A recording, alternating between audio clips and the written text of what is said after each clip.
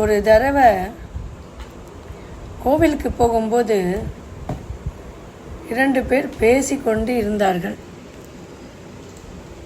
என்ன பேசுகிறார்கள் இவர்கள் என்றால், ஆத்மாவை பற்றின ஒரு பேச்சு. ஆத்மா என்பது என்ன? அது எதுக்கு பூலோகத்தில் ஜனனம் எடுக்கின்றது? அது தாத்பரியம் என்ன? பூலோகத்தில் ஜனனம் எடுத்து அதுக்கு சாதனை பண்ணுற சாதனைகள் என்ன? ஒருவர் ஒரு வாழ்க்கையில் 100 வயது இருப்பார்கள், 80 வயது இருப்பார்கள், 50 வயதும் இருக்கிறவர்கள் இருக்கார்கள். ஒரு ஆத்மாவுக்கு ஒரு ஆயுர் தந்து ஒரு உடம்பை ஒரு அடையாள சின்னமாக தந்திருக்கிறார்கள் பகவான்.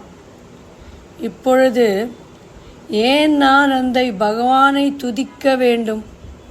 நான் கஷ்டத்தில் இருக்கிறேன், எப்பொழுதுமே கஷ்டத்தில் தானே இருக்கிறேன் என்றெல்லாம் என்னிடம் கேள்விகள் கேட்டு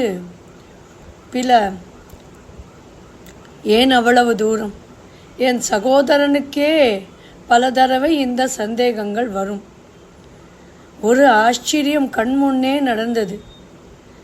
எனக்கோ திருவல்லிக்கேணி பார்த்தசாரதி கோவில் போகும் வழக்கம் உண்டு.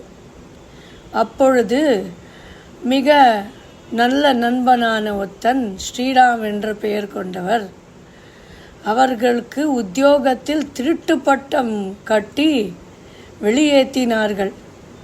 பாவம் ஒரு இடம், வழி ஒரு இடம் என்பார்கள். அவர்களும் அழுக்காமல் அந்த பார்த்தசாரதி கோவிலில் நித்தியத்துக்கு நான் போகச் செய்யலான் பார்ப்பேன். என் தந்தையும் அவரை அழைத்து, ஏனப்பா உனக்கு என்ன வேதனை என்றார்.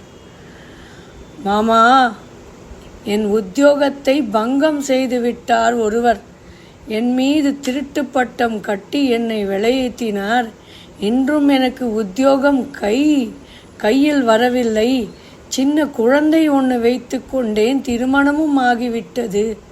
இந்த பார்த்தசாரதியை நம்பிதான் நான் இருக்கிறேன் என்று தினதோறும் வருவார். நாட்கள் வாரங்கள்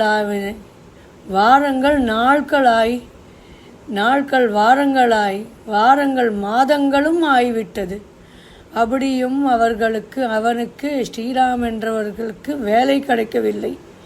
இருந்தாலும் நம்பிக்கையை விடாமல் பார்த்தசாரதி கோவிலில் நித்தியத்துக்கு நான் சந்தித்தேன். என் தந்தையாரும் அவரை கூப்பிட்டு, ஏனப்பா இன்றுமா உனக்கு ஒரு வேலையும் கிடைக்கவில்லை என்றார். இல்லை மாமா, ஆனாலும் என் நம்பிக்கையை நான் விடவில்லை. இந்த பார்த்தசாரதி சோதிப்பாரே தவிர கைவிட மாட்டார் என்பார். அடுத்த 2 வாரத்தில் அவர்கள் கை நிறையோ இனிய பொருள்களை ஏந்தி கொண்டு, மாமா இந்தாங்கள் ஸ்வீட்ஸ் என்று கொண்டு கொடுத்தார். என்னப்பா வேலை கை கூடித்தா என்றார் என் தந்தையார். இல்லை மாமா, சொந்த தொழில் ஆரம்பித்து விட்டேன் என்று மிக மகிழ்ச்சியுடன் தெரிய வைத்தார். இன்று பார்த்து கொண்டால் இப்பொழுது ஒரு 10 வருஷம் ஆகிவிட்டது. இன்று பார்த்து கொண்டால் அவர்களுக்கு அக்கவுண்டிங் தொழில்தான்.